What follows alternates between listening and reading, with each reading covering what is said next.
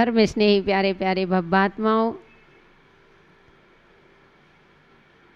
मानव पर्याय जीवन को सार्थक करने के लिए हमारे आचार्यों ने कहा है, जब तक हम धर्म की शरण नहीं लेंगे तब तक हमारे जीवन का कभी उत्थान होने वाला नहीं है। कभी हमारे जीवन का सार्थक तभी होगा तब हम अपने जीवन को एक ऊंचाइयों पर ले जाएंगे जब हम धर्म की डोर से बंधेंगे। जब तक हम धर्म की डोर से नहीं बंधेंगे, जब तक हमारा जीवन कभी महान नहीं बन सकता है। इसलिए भव्यात्माओं, दर्शन स्तुति में कहा है कि अन्यथा शरणम नास्ति, कि संसार में अन्यथा है, धर्म ही शरण है। अन्यथा शरणम नास्ति त्वामेव शरणम मम, यानी अन्यथा शरणम नास्ति। कहाँ जा रहे हो? जहाँ जाओगे वहीं से ठुकराए जाओगे, क्योंकि संसार है, तुम जिसको मान रहे हो ये मेरा है, यह मेरा है। किसको अपना कह रहे हो? माता पिता को अपना कह रहे हो? नहीं, ये तुम्हारे नहीं है। तुम अपने परिवार को अपना मान रहे हो ना, तुम अपने परिवार को शरण में सोच रहे हो कि मेरा परिवार मेरी शरण दे, मुझे शरण दे देगा। अरे भोले प्राणियों, क्यों इस संसार में फंसे हो? क्यों इस आँख खुले के सपने को तुम अपना मान रहे हो, जिसको तुम जीवन साथी कहते हो कि मेरी स्त्री ही सब कुछ है। बंधु, क्या कभी आपने सोचा क्या कि अगर दुनिया में सबसे कठिन कौन है? कहते हैं कि किम गहनम, संसार में जटिल चीज क्या है? तो कहते हैं कि संसार में ऐसी कौन सी वस्तु है जो सबसे कठिन है? सबसे कठिन रास्ता कौन सा है? कहाँ से शुरू होता है? तो कहते हैं अगर संसार में सबसे कठिन अगर रास्ता है तो कह दिया स्त्री चरितम, स्त्री चरित्र। स्त्री चरित्र सबसे कठिन है। एक स्त्री होती है, वह अपने एक पत्नी अपने पति को डरवाते हुए कहती है कि तुम बहुत डरपोक हो। पुरुष जो होते हैं बहुत डरपोक हुआ करते हैं। पुरुष जो होते हैं वह कायर होते हैं। स्त्री देखो कितनी निडर होती है। क्या कह रही है कि पुरुष जो होते हैं वह कायर होते हैं। आप बिल्कुल डरपोक हो, कायर हो, डरते हो, लेकिन मैं देखूं कितनी वीरता का काम करती, मैं कितनी वीर हूँ। वह पुरुष कहता है क्या बात कर रही हो, मैं पुरुष हूँ, मेरे अंदर पौरुष है, इसीलिए पुरुष को पुरुष कहा जाता, क्योंकि उसके अंदर पौरुष होता है। और महिलाएं तो वैसे डरपोक होती हैं, जल्दी डर जाती हैं। अगर एक छिपकली आ जाए तो डर जाती हैं, एक अंधेरे में कोई परछाई दिख जाए तो डर जाती हैं। थोड़ा अगर रास्ते पर चल रहे हैं, कहीं सांप आदि दिख गए तो सबसे ज़्यादा भय खा जाती है। स्त्री वैसे भयभीत रूह होती है, वह हमेशा डरपोक होती है, हमेशा डरती रहती है। कभी अकेले अंधेरे में जा नहीं सकती है। कमरे में कहो कि चले जाओ, अंधेरा है तो वह डरती है। साहस भी करती है लेकिन उसका साहस नहीं हो पा रहा है। इसलिए तुम जैसे डरपोक, और तू मेरे को कह रही है कि मैं डरपोक हूँ? बोले हाँ, तुम सबसे ज़्यादा डरपोक हो, मैं नहीं हूँ, मैं तो निडर हूँ, मैं डरने वाली नहीं हूँ ना, मैं डरती हूँ। तो उसने कहा कैसे तुम कह सकती हो? तो वह स्त्री कहती है कि कहो तो मैं सिद्ध करके बताऊं। उसने कहा बताओ। क्या बोली कि बताओ, अगर तुम कहो तो मैं सिद्ध करके बता दूं कि स्त्री से तुम डरते हो, मतलब पुरुष जो होते हैं डरपोक होते हैं, डरते हैं, और स्त्री कभी डरती नहीं है। वह कहता है क्यों बातें बना रही हो, तुम्हारी बातों का सार नहीं रहेगा। उसने कहा कि नहीं, सुनो जी, ध्यान रखो, तुम बड़े डरपोक हो। उसने कहा कहो। अब उसको भी थोड़ा सा गुस्सा आया। उसने कहा कहिए, कौन सा मैं डरपोक हूँ? बोले अगर डरपोक नहीं होते, इतने तुम पराक्रमी होते, तो ये बताओ, जब तुम मेरे घर में पहली बार मुझे देखने के लिए गए थे तो 5 दोस्तों के साथ आए थे। कितने दोस्तों के साथ? 5 दोस्तों को लेकर के आए थे। तब आप मेरे घर में प्रवेश किया था, आप मेरे यहाँ मुझे देखने आए थे, और जब शादी पक्का हो गया, हमने आपको पसंद किया, आपने मुझे पसंद किया, और जब रिश्ता तय हो गया तो बारात लेकर के कितने लोग लेकर के आए थे? जब मुझे ब्याहने आए थे, मुझसे शादी करने के लिए आए थे, तो बारात में 300 लोगों को लेकर के आए थे। बोलो डरपोक नहीं थे तो क्या थे? देखते जाना। मैंने बताया ना, स्त्री का चारित्र, स्त्री सबसे कठिन होती है। तो वही कहती है कि जब तुम मुझे पहली बार देखने आए थे तो अपने 5 दोस्तों के साथ आए थे, और जब मुझसे विवाह करने के लिए आए थे तो 300 लोगों को बारात में लेकर के आए थे, और मैं देखो तुम्हारे घर में अकेली आई थी, परिक्रमी बन के आई थी, घर की मालकिन बन के आई थी। मुझे किसी का भय नहीं था, मुझे किसी का डर नहीं था, और मैं तुम्हारे यहाँ अकेले आई हूँ। वो अकेले आने के बाद भी शासन मेरा चल रहा है। मैं घर की मालकिन कहलाने लगी हूँ। क्या आज तक तुम ससुराल मेरे पीहर में इतनी बार गए हो? क्या कभी तुम मेरे पीहर के मालिक बन पाए क्या? बोलो। अब वह पति बेचारा चुपचाप सुन रहा है। क्या बोलूं, कैसे बोलूं, क्या उत्तर दूं? वो था भी क्या उसके पास उत्तर? की बात सही है, जब वह पहली बार देखने गया था तो अपने दोस्तों के साथ गया था, वो बारात लेकर के गया था, विवाह करके लाया। और वैसे भी जब लड़की ससुराल आती है तो वह घर की मालकिन कहलाने लगती है। लेकिन आज तक कोई पुरुष अपने ससुराल का मालिक नहीं कहलाता।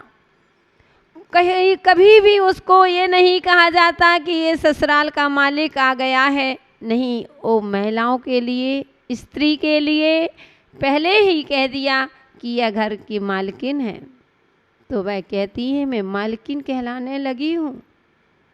अकेली आई थी तो भी मैं मालकिन हूँ, तुम तो इतनों को लेके गए थे। इसलिए क्योंकि अब तुमसे हम सोचो, विचार करो कि परिक्रमी कौन है, मैं हूँ कि आप हो। इसलिए मैं कहती हूँ कि तुम सबसे ज़्यादा डरपोक हो।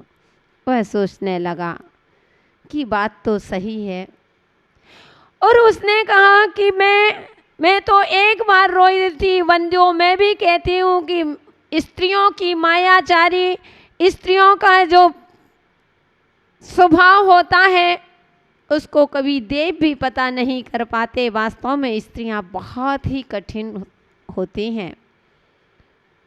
जब शादी होती है बंधुओं, शादी हुई थी, विदा होती है, लड़की रोती है लेकिन लड़का नहीं रोता है।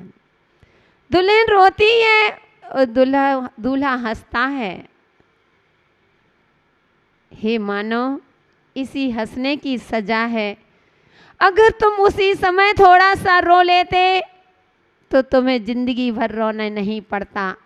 आज स्त्री जब रोती है वह पुरुष उस समय हंसता है। उसको तो 5 मिनट, वह कहती है मुझे तो 5 मिनट के लिए ही रोना पड़ा। वह क्या मैं भी कहती हूँ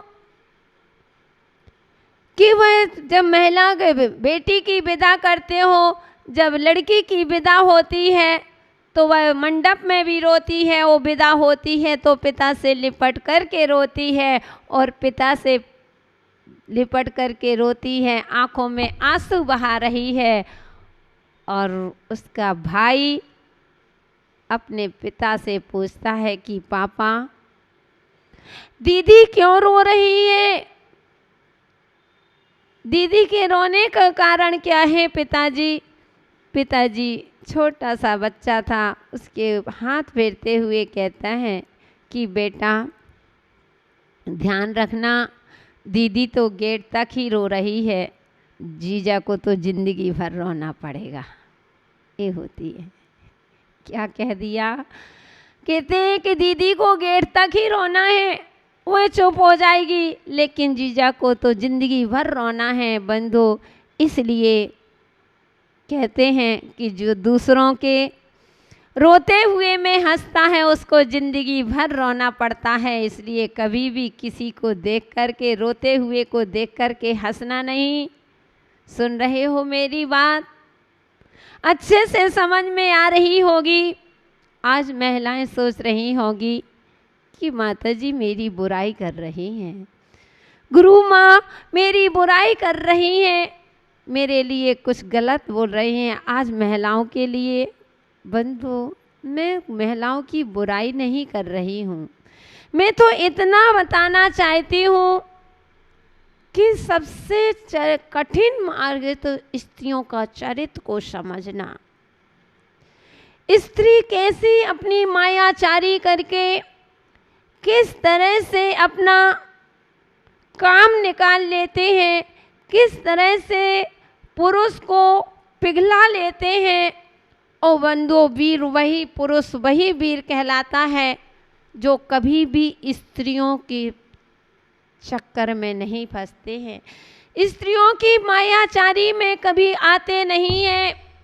क्योंकि स्त्रियों के एक आंसू ऐसे आंसू होते हैं, वह अग्नि के समान हुआ करते हैं, और पुरुष जो होते हैं उनका घी के समान होते हैं। अग्नि के सामने अगर घी को रख दिया जाए तो घी तो पिघलेगा ही पिघलेगा, वह पिघल जाएगा। इसलिए बंधु स्त्रियों के आंसू मुझे लगता है सूर्य की उपमा दी है कि सूर्य के समान होते हैं। स्त्री अपने ऐसे हाव भाव प्रदर्शन करती है, हर पुरुष को आकर्षित कर लेती है, और वो कितना भी पुरुष अच्छा हो लेकिन उसके आंसुओं में कठोर दिल भी पिघल जाता है। इसलिए बंधु, हे मानव, तुम पुरुष हो, हमेशा इस मायाचारी से दूर रहो। साधुओं के लिए समझा रहे हैं कि हे साधु, हमेशा स्त्रियों से दूर रहो। वही ज्ञानी पुरुष है जो कभी स्त्रियों के बातों पर कभी आता नहीं है, उनके आंसुओं से कभी पिघलता नहीं है, उनको अपने पास स्थान नहीं देता है। भले ही तुमने स्वाध्याय नहीं किया है, बहुत कुछ भी नहीं बनता है, लेकिन आप स्त्रियों से दूर हैं, आप स्त्रियों की मायाचारी में आ नहीं रहे हैं, आपके उनके आंसुओं से आप पिघल नहीं रहे हैं, अपने व्रत को, संयम को दृढ़ता से पाल रहे हैं, तो मैं कहूँगी कि आप सबसे बड़े ज्ञानी हैं। क्योंकि बंधु, कितना भी कभी भी महिलाओं के कटाक्ष से जो नहीं आता वह सबसे बड़ा ज्ञानी है। महिलाएं, कितना भी स्वाध्याय आप करते हो, कितना भी आप अध्ययन करते रहना, स्वाध्याय करते रहना, और अगर आप स्त्रियों की बातों से मोहित हो गए, स्त्रियों की बातों से, उनकी वाचालपना से अगर आप आकर्षित हो गए, उनके आँखों में आंसू आने से आपका मन द्रवित हो गया और आपने उसको, उनकी बातों को सुनने लगे, तो मैं कहूँगी तुम्हारा ध्यान, तुम्हारा अध्ययन सब बेकार है, क्योंकि तुम भोले हो। अभी आपको समझ में नहीं आ पा रहा है, इसलिए ज्ञानी पुरुष वही है जो कभी महिलाओं की बातों में नहीं आते हैं। उस महिलाओं के कठिन जो चरित्र होता है, उनकी आचरण को कभी अपने जीवन में नहीं धारण करते हैं, दूर से ही रहते हैं। ऐसे पुरुष ही संसार में ज्ञानी कहलाते हैं। ऐसे ही पुरुष संसार में ऊंचाइयों को प्राप्त करते हैं। और स्त्रियों के लिए कह दिया कि सबसे कठिन मार्ग। इसलिए धर्म स्नेही बंधुओं, मेरा एक बात ध्यान रखना, संसार में अगर आपको ऊंचाइयों पर जाना है तो इस कठिन मार्ग से, इनसे बचना पड़ेगा। स्त्रियों के लिए कहती हूँ कि छोड़ो ये मायाचारी, यहाँ की मायाचारी से ये हमारा ही अहित होना है, दूसरों का अहित नहीं होना। कितनी मायाचारी करके, क्योंकि बंधुओं अभी आप दूसरों को ठग सकते हो, लेकिन ऊपर वाला तुमको ठगेगा। हमने पहले विचार करो, जो मायाचारी करते हैं उन्हें त्रियंच गति की प्राप्ति होती है ना। उमा स्वामी आचार्य ने अपने तत्वासूत ग्रंथ में कहा है, माया त्रैज्ञो नश्यः, कि मायाचारी करने से त्रियंच गति की प्राप्ति होती है।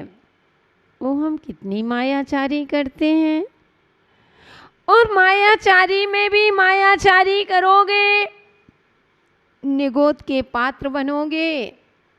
जहाँ से आए थे वही रास्ता, तुम्हारा अंत रास्ता वहीं जाकर के समाप्त होगा। इसलिए कहाँ से आए थे और कहाँ जाना है, इसका चिंतन करना कि हम निगोद से आए थे और हमको मोक्ष जाना है, तो मोक्ष जाने का रास्ता ये मायाचारी नहीं है। अगर मोक्ष जाना है तो संसार से पार ही होना है, तो कहते हैं इस मायाचारी छल कपट को छोड़ना पड़ेगा।